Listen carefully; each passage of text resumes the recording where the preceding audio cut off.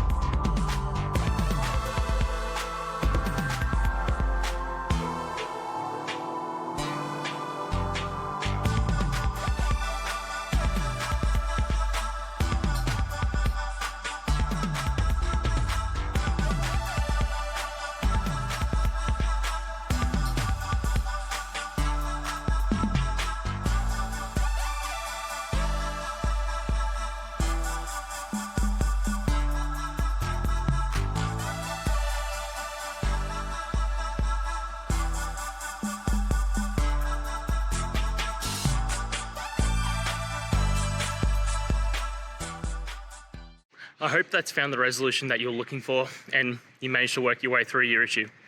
Please, if it did help, hit subscribe. I'd really appreciate it.